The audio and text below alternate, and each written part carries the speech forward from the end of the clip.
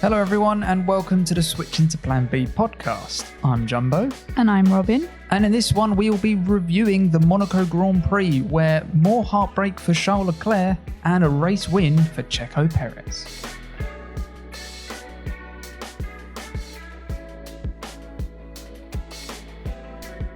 Tires are okay for Plan B.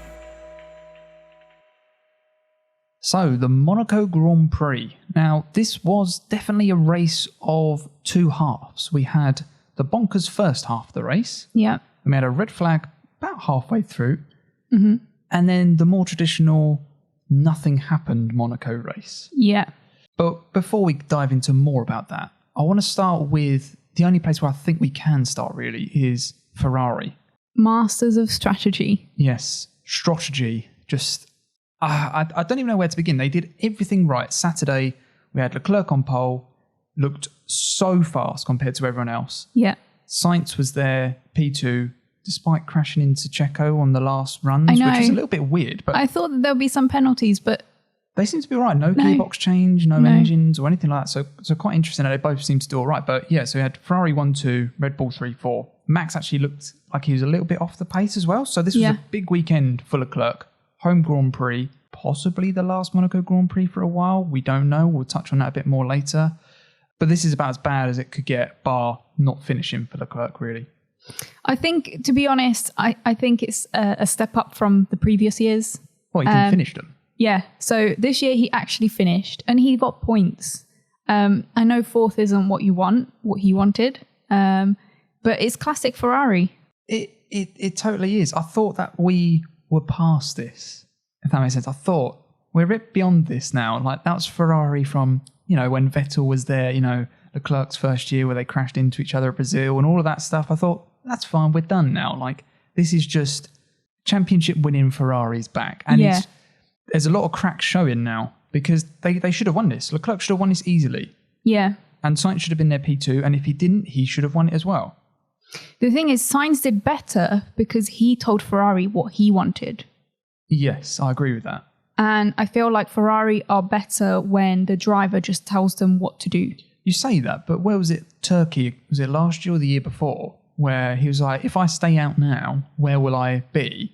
And they went, you're currently P1. And it's like, no, Charles, no, Ferrari, that's not what Charles was asking. Yeah. I do feel like there is something internally wrong at Ferrari, because you look at Red Bull, you look at Mercedes not so much last year, but historically they have been the two teams that absolutely nail strategy, and Red Bull nailed the strategy today, and that's why Checo won. Yeah, exactly. They've got a team looking at the tyres, how many laps that they can do, how quick they are. I'm not sure Ferrari really do that. I don't know what they would do. I would love to be a fly on the wall in that debrief today. Yeah. Because Leclerc he'll be absolutely fuming. Yeah. Because he's done nothing wrong this time. No. We rewatched the highlights and it was hilarious that he pits on like lap 17 or lap 18, I think, to cover off Checo. Yeah. So he goes on to the Inters and you're thinking, right, okay, that's fine. Just play Checo. But he's already behind Checo already because Checo was rapid on that outlap. Yeah. So he's already lost the lead then. So you're thinking, okay, right, you're going to have to play a blinder now to get back ahead of Checo. So your next stop's going to have to be great. And they pit him behind Sainz. Yeah, like 2 laps later. Yeah, it was. I think was it lap 22? So maybe like 2 or 3 laps later, as you say. So it's on the Inters for barely anything. They come in and he's sat behind his teammate, waiting for his teammate to finish his pit stop. Yeah. What are you doing? What are you doing? I just don't get it. I don't understand it at all. Yeah. And you're right. Sainz was the one that went, no, I think he even said, we are staying out until we're going on to slicks. We're not doing Inters. Yeah. And I think they wanted Sainz to do the intermediates. And so then they decided to do Charles instead, perhaps. I don't know. I don't even know. It does feel like they were headless chickens yesterday. But it was even like Gasly went on to the Inters quite early. I think he was like lap 2 or 3. Yeah, it was still a little bit early. It was a little bit too early, but you've got to remember that was in an AlphaTauri. And if he was close to matching their sort of pace, then surely you'd think... I'm surprised that the top 4 runners took that long to go on to Inters, if that makes sense. Because it was a bit like... It was almost a little bit too late to go on to the Inters. Yeah. I mean, their strategies are see what the other team is doing sometimes. I genuinely think it was. I think they were waiting. They were just trying to cover Red Bull. And I think, but in that instant, I think you should really have taken the lead. Leclerc was 4 or 5 seconds ahead of Sainz. Yeah. And he was 2 or 3 seconds ahead of Checo. So he's got like a 7-second lead. I know it's around Monaco. So if you get held up, as Sainz did get held up on his out lap or in lap behind a Williams, you are a little bit screwed in that sense. But I don't know. I generally look at this. I think, what on earth were they doing? No, I don't know. But the flip side of that, Red Bull, they nailed it. They really did. Checo was quick all weekend. Yeah. Max didn't seem like he had the pace compared to Checo. For the first time ever, maybe, that they've been teammates over the last season and a half. I think it's the first time that Checo's really sort of gone consistently 2-3 tenths ahead of Max the whole time. Yeah. Which was interesting, especially off the back of Barcelona. It could have something to do with that as well. Lit a fire under Checo's belly. Yeah. I mean, who wouldn't be annoyed that they have to let their teammate pass? Yeah. So, yeah, I mean, now they're only about 15 points difference. So... Yeah. And Horner said that he's still in the championship fight. So I was thinking, hang on, how could it be a week later? And now you're saying he's in the championship fight when last time you... Yeah. I mean, I don't buy it. I think the reason Checo won today was because Max was not P2, he was P3. So there was no way of him letting him pass. But it could have been that they discussed it last week and some agreements were made that, yes, Checo gets to stay where he is. I don't know. Until you're almost have to have one driver in the title fight, why not have both of them in there? Yeah. And I mean, Verstappen is still leading, so... I was going to say that. Do you think that because Leclerc was P4, that they didn't try and do anything? You're right, they wouldn't have been able to anyway, but, you know, the fact that Max is leading and he was ahead of Leclerc means that he extends his championship lead over Leclerc, as opposed to it being closed down. Yeah. This is mad, but look, if Leclerc won and Max finished 4th, Leclerc would have got a lot of points over Max. Yeah. So, yeah. It's good for both that they didn't let neither one. Yeah. And it's interesting for us as well. It's also absolutely fantastic for my fantasy team where I took out both Checo and Sainz and put in Max and Leclerc. So whatever I do in fantasy, I'm convinced this is it. But whatever we do in fantasy, the opposite happens. No, see, I took Gasly out. Gasly's not being that great. He did have a good result today, though. But I didn't have a great qualifying. Yeah, but I swapped him for Norris. Oh, yeah, Lando. We'll get onto that. In fact, let's go straight onto that, actually. So Russell, again, in the top 5 and Lando P6. So start with Russell. Probably the best that Mercedes could do, I think. Yeah. He's been really good with that car. They said it was bouncing again. And I thought, oh, no. So all that sort of talk we had last week saying, oh, you know, they might be back in here and all of this. I thought, oh, great. No, it's gone. But apparently it's just where the car is so blooming stiff now because of how the new cars are, that you're just feeling every little bump. And I think that's kind of more of a setup thing as opposed to a porpoising thing. Yeah. But again, Russell just seems to be... He's got an edge over Hamilton, hasn't he? Definitely. And I think that if he can consistently be there, you know, a la Fernando Alonso it used to do, where he's just constantly on the podium or getting high point scoring races, he will be in the championship fight because the top 2 teams in Ferrari and Red Bull, there are question marks over reliability and, well, as we saw this weekend with strategy and stuff, that if Russell can just consistently do that, he's going to be thereabouts anyway. Yeah. He is quite high up. He's, as you said, finished top 5 every single race. I think he's 4th in the standings at the moment, ahead of Sainz. And we know how bad Sainz's season has been so far, really. Yeah. But yeah, they're moving on to Lando. Fastest lap. Yeah. And a P6. So started 5th, dropped back to 6th, but comfortably 6th in the end. Yeah, because I think he had something like 30 seconds between him and... Fernando, because...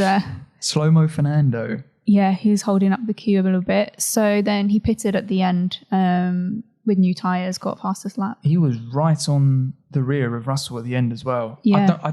This is the problem with Monaco as well. You can't really get past. So I'm not sure he would have been able to do anything, but he was right on the end of him, putting him under pressure at the end. So, yeah, maybe that McLaren's actually got some decent pace as well. But the flip side to that, their teammates, Hamilton 8th and Ricardo 13th. Yeah, I do feel Hamilton had a bit more in him, obviously, but because it was Monaco, he was really struggling to get past people. I know he got held up by Alonso, and possibly if he did get his last qualifying lap in, he probably wouldn't have been behind the Alpine, possibly would have been up there with Russell, we don't know, but maybe. It does seem to be a trend that he's not there for a lot of it. Yeah. I actually said that Lando would have a bad weekend, and he did really well, and conversely, I said that Ricardo would have a great weekend.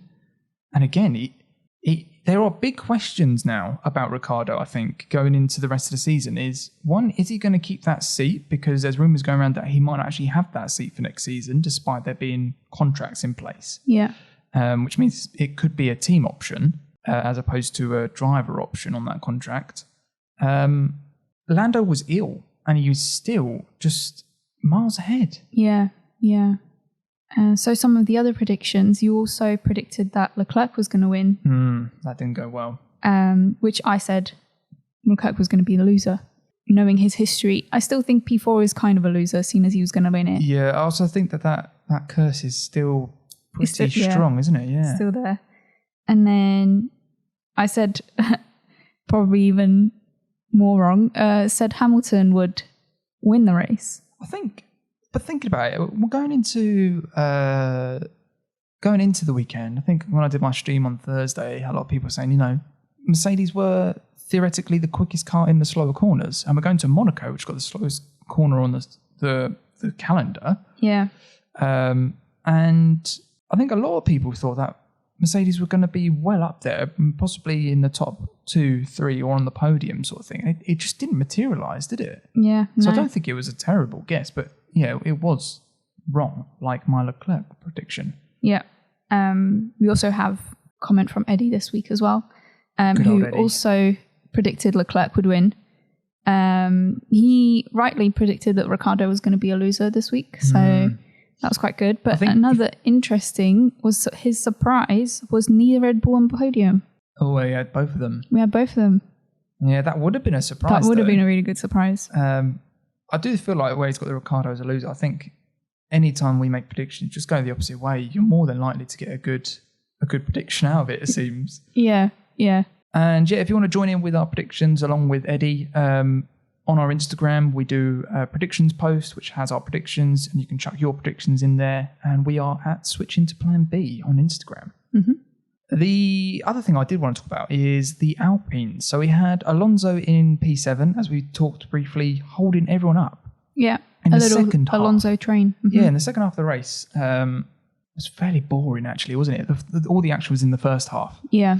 And after the red flag by Schumacher, that was a big crash. That was a big crash. We'll get onto that later. But there's a red flag, and then Alonso decided to drive, I want to say, 3 seconds off his actual pace to hold up the rest of the field, because as long as you can put your car in the right position, they ain't getting past, because these cars are massive now. Yeah. So he held up everyone, but it worked out well for him. P7 in the end, big chunk of points. Yeah. Took him out of my fantasy, so of course he's done well. And the other Alpine that I wanted to mention was Ocon. Didn't seem to have the pace, really. But got in a bit of a tussle with Hamilton. Yeah. They didn't show a lot of footage, but from the angle that they showed, it did seem like Ocon just kind of turned into Hamilton. Yeah. So, in my opinion, then, that was the correct. I do agree with that. I do think that is a penalty, but at the same time, you can't overtake. So you're not really going to... I don't really know where Lewis was thinking he would go anyway. Does that make sense? Because he's half put it up the inside, and Ocon's obviously thinking, I can't really take another line, or as I'm going into the wall. You can't go 2 through that corner, really. No. So it was a bit like, I do feel a little bit for Ocon, but I also do think it was a penalty, because I don't know, I don't really know what you're supposed to do in that position. Are you supposed to just yield and let a 7-time world champion just go through because he's quicker than you? In theory, what Ocon should have done is position the car better. Yeah. Because as Alonso did throughout the whole second half of the race, you just couldn't get past him. Yeah. So maybe it was more that. But one person that did manage to make some overtakes, Pierre Gasly, in the first half of the race, looked very good on those inters. He did, yeah. There was one good move past Ricardo into swimming pool, which don't normally see. I feel like that's more Ricardo maybe not having grip, but also just lack of confidence. He positioned the car badly, I think, and Gasly just zoomed off. It was really good. Yeah, it was good. So he was definitely probably one of the more exciting drivers to watch in the race. Although we didn't really see much because the broadcasting is terrible in Monaco. And we will talk about that in this next part of this podcast. But before we do that, I'll just do the race rundown quickly, just to make sure we haven't missed anyone. Yeah. So obviously, Checo winning, absolutely great result. I'm really happy for Checo actually to win. Yeah. I've just realised we only did 64 laps as well. We're supposed to do 78. So that was 77. due to they didn't, for the last half an hour, they didn't actually show how many laps we were doing. It was just a time counter. Yeah. So it's the 2-hour fulfillment. Again, I do have questions about that, so we will do that in the next section. But yeah, so Checo won, 25 points. Again, very happy for him. An unbelievable helmet design as well. Yeah, I it was love nice. that. Yeah. The grey, black, and then the blue visor. I think he said it was for, I want to say, Pedro Rodriguez, who was a Mexican F1 driver, I think. Okay. If I've got that wrong, let me know in the comments. Carlos Sainz, P2. Verstappen, P3. I think he'll happily take that. Yeah. Didn't see him on it all weekend. Paul Leclerc in P4. Russell, P5. Lando, P6 with the fastest lap. Alonso, P7. Hamilton, P8. Valtteri Bottas, again, P9. Always thereabouts. Getting some points. He actually started something like P11 or P12. Yeah. So he's done quite well. That is a very good result. Again, he's class. There's also, he had a great meme that he sent out. Made me crack up.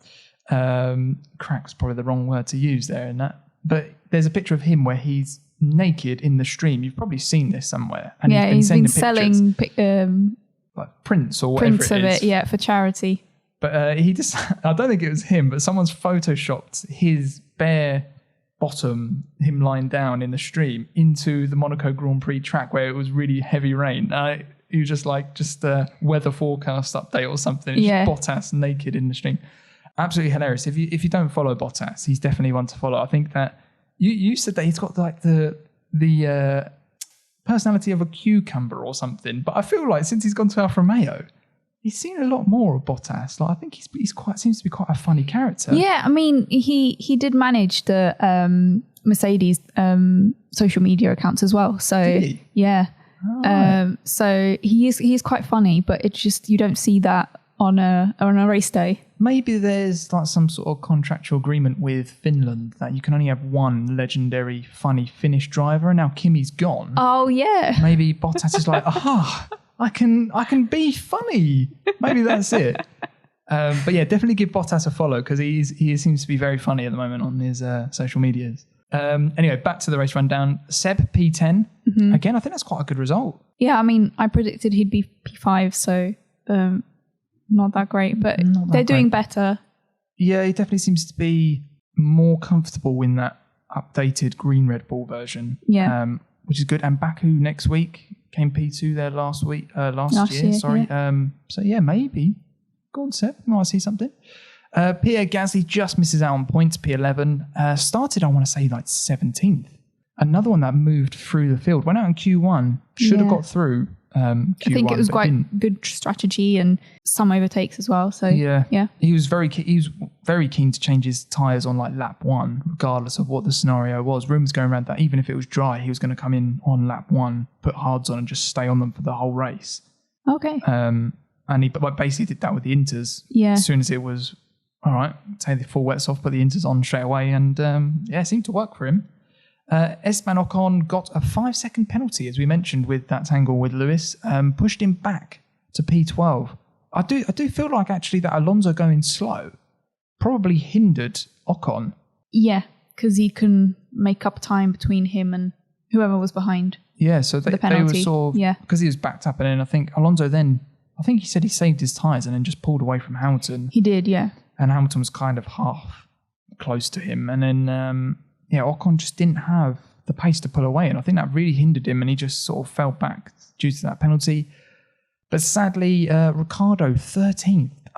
We mentioned him earlier, but I think that is shocking. That is really bad. Bearing in mind that his teammate came 6th. He's just... I generally feel for him because I know he's got pace. He's a good driver, but that move to McLaren just doesn't seem to be working for him at the moment. Yeah, he doesn't seem to like the car. That must be it. Like, just not as comfortable with the car. Do you think he'll be there next season? It's difficult to say because I know that they love him. But if he's not bringing the results, at some point you have to go, actually, we're going to go with someone else.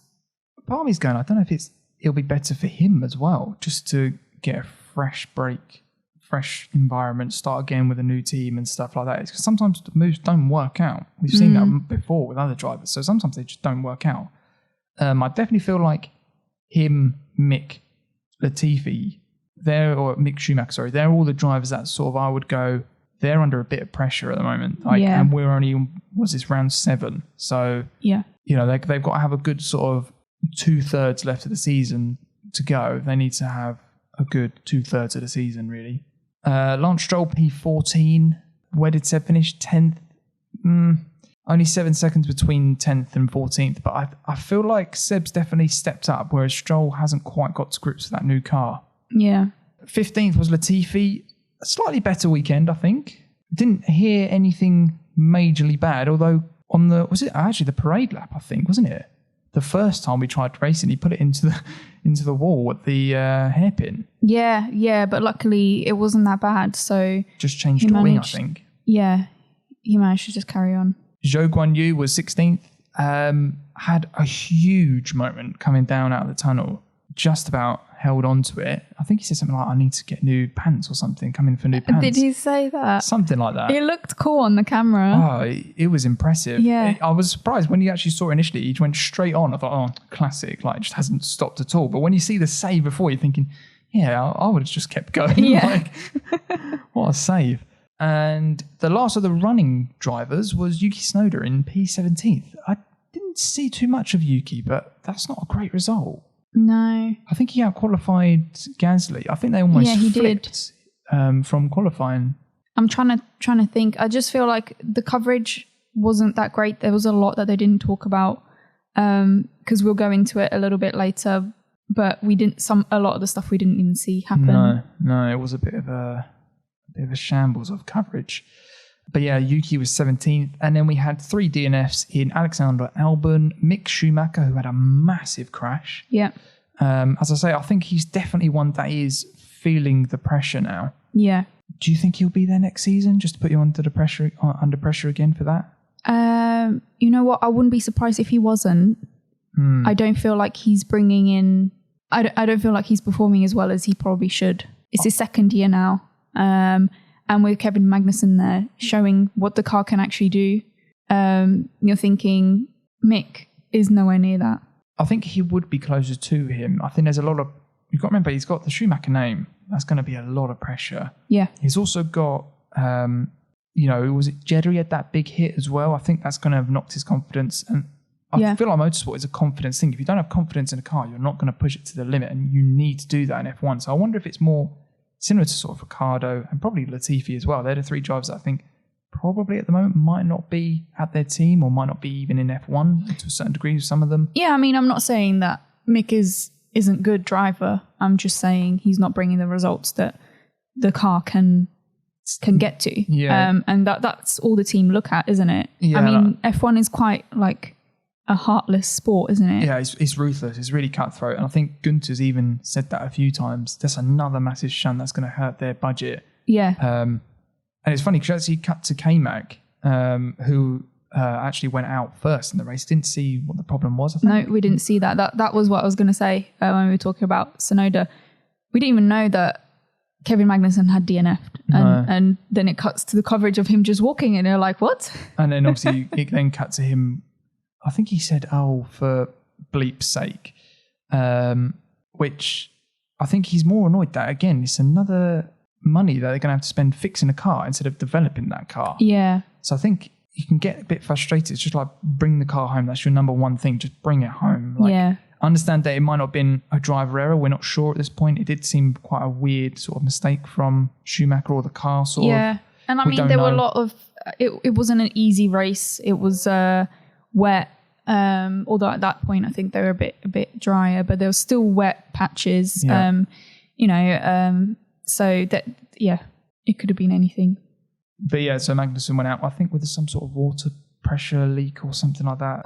So something along that idea. That's why they were out. So double DNF for Haas, unfortunately.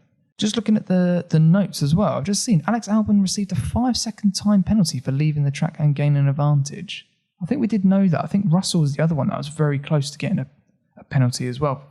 They kept cutting that chicane. Yeah. But yeah, that was pretty much everything. The only other thing that I was going to mention is that Ferrari were adamant that Red Bull should have been penalised because of where Checo and Max both came out the pits and they touched. I thought Max actually crossed it, but I haven't actually seen proper footage, but they were either on or over the pit exit line. And as far as I'm aware, that's a penalty. Like, that's black and white. You either hit it and go over it or you don't. And if you do, that's a penalty. Yeah. So I don't know how they've got away with that. I don't like penalties being dished out for minor things like that. And obviously it was tricky conditions and stuff like that. But still. But in my opinion then, if then next race they penalise someone for being on the line, then you're a bit like, there's no consistency. So they either penalise everyone for it or they don't penalise anyone for it. So yeah, I can understand why Ferrari would... I mean, Ferrari are trying to get an advantage anyway, aren't they? They're just trying to cover up their mistakes, really. But that actually ties in quite nicely into the next section, which I was going to go on to. So we're not going to do fantasy and race predictions this week. We'll do them in next week's podcast, so we'll deal with that all next week. Yep. But going into just the FIA side of stuff for this race, we mentioned there that maybe they're not being consistent with that ruling. And we had this last year where with overtakes and track limits and stuff, they weren't consistent and teams started pushing it. Yeah.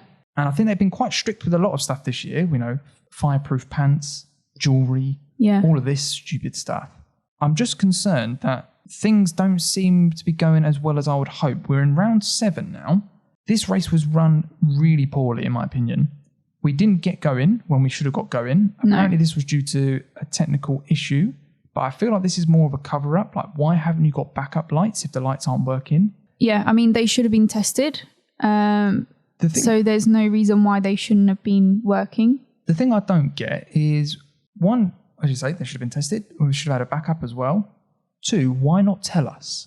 Yeah. It's so much easier to be honest with the audience and say, look, there's a technical problem here and come out. When it comes out later, it looks like an excuse. Yeah. So we're sitting here now going, this just looks like someone's gone, oh, we'll just make something up. Because from our perspective, they should have gone racing and we didn't when it was at an really exciting time. Yeah. Where it was, they were going to possibly start on dry. Some people might have started on inters and some people might have even started on wets. And we missed and it wasn't raining yet. No, exactly. It wasn't fully raining. It was a little bit damp. And you're thinking, oh, this is building up nicely. Then we heard nothing. Then they said to all the teams, we're going to have to put you on wet tyres because they're starting behind a safety car. And at the time, it wasn't that heavy either. So we're like, why are we starting behind the safety car? Yeah. And then also, we saw this on Ted's notebook, the ramp these teams have to get over and through is tiny. So to get 4 sets of wet tyres per car, that's 10 cars, to get, 20 sets of tyres essentially through one ramp, where you've got so many people going through that, is ridiculous as well. Like, it's actually quite dangerous. Bear in mind, it did then start raining and get slippery and all of that. I think I did see some of it. They actually decided to delay a little bit because of all the mess that was going on. Yeah. But that was a shambles as well. Like, they hadn't thought about stuff. And what I don't get is that there's some stuff that they're really adamant on safety and they're a bit over the top with stuff. And then stuff where they need to be quite strict on the safety side of stuff, it's either non-existent or it's terrible. Yeah, because having 10 teams running around with wheels in the wet, slippery conditions in a tiny little ramp running around, that's not safe to me. You're going to be knocking people over. I think it wouldn't surprise me if people did get knocked over because teams, they're going to be panicking because you gave, a 2-minute warning, a 5-minute warning that your tyres need to be on and a 2-minute till the race start. Then they delayed it and said, oh, now we're starting behind a safety car and all of that. And they didn't need to, in my opinion. They didn't need to do any of that. No. We also missed we didn't get a normal race start for the whole race. No, but that's because of the lights, the technical issue. Whatever, but you say that, why couldn't they just chuck out a flag out of wave the checkered flag to start the race or something like that? Do you see what I mean? Yeah. Wave a green flag and then once you see the green flag, go. Yeah. There's more things they could have done. The other thing, Schumacher, that crash, as soon as it happened, I went, that's a full safety car. Took them a lap or two to make it full safety car. And then I said, they need to red flag it because that's a Tech Pro barrier. anytime anyone goes in there, they're going to need to replace that or readjust that barrier. Yeah. I'm a spectator. I knew that. It took them like 5 laps to do that. Yeah.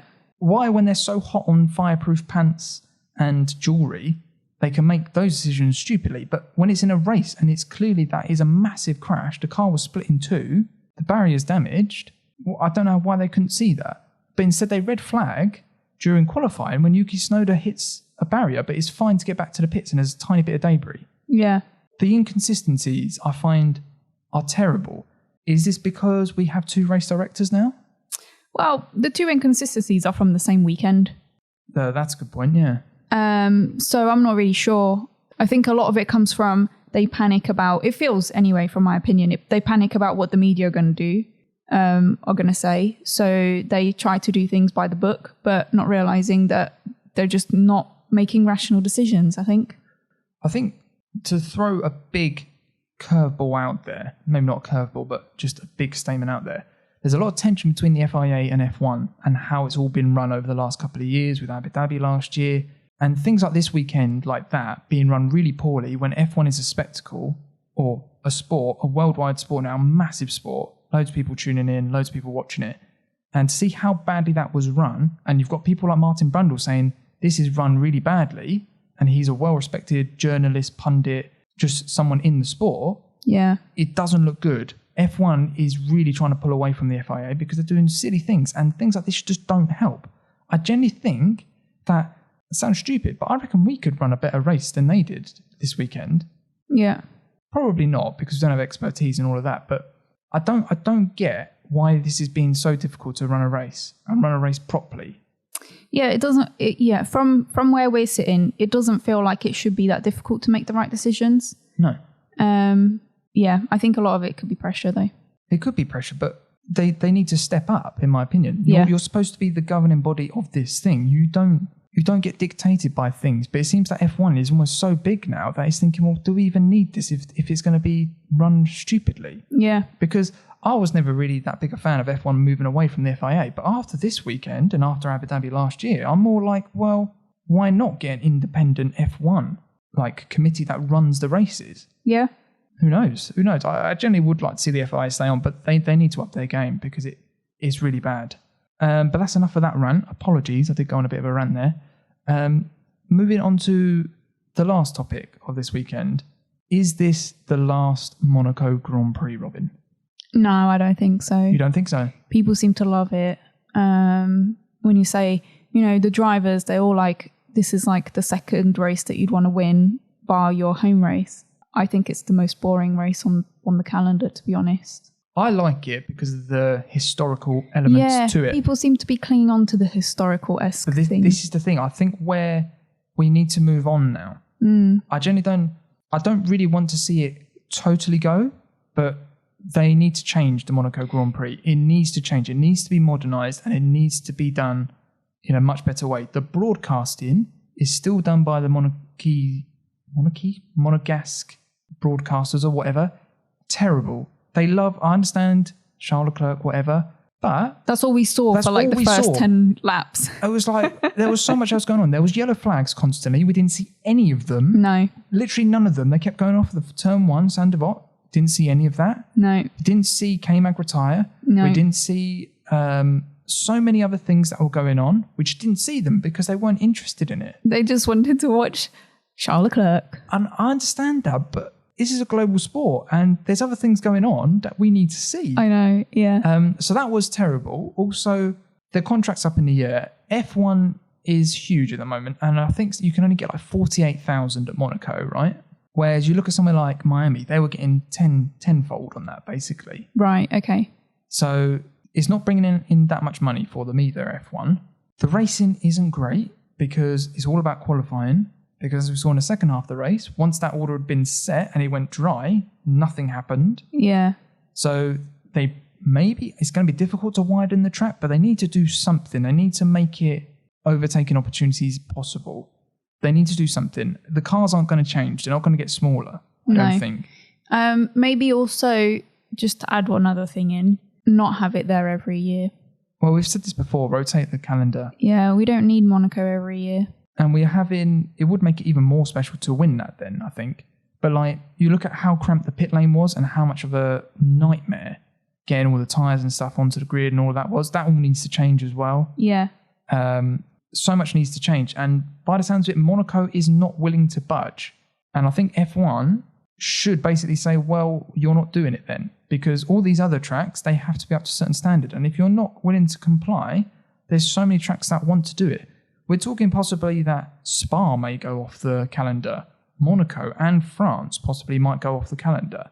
Out of those three, Monaco's in the middle for me. I think France, I wouldn't mind if that goes. But Spa's a good Spa cannot go, in my opinion. Spa cannot go. I know we had a terrible one last year. Yeah, but that was just last year. It's not normally like even that. Even again, that was a lot of that was due to how it was run. Yeah, true. So, yeah, I wouldn't be surprised if that was the last Monaco Grand Prix for a little while, because I think F1 doesn't need Monaco as much as Monaco needs/wants F1.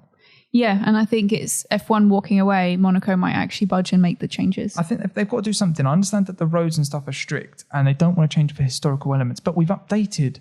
Monza used to be just an oval track, basically. And now it's what it is. And, you know, one of the best tracks on the grid for me, on the calendar for me. Silverstone has had a couple of updates, essentially. Yeah. They've updated the track and stuff. They've built new facilities there. Again, Silverstone's a great track now. Even Australia has had updates, even though drivers still say there's some things that need to be done. Again, they try to do something. Yeah. You've got to look like you're doing something.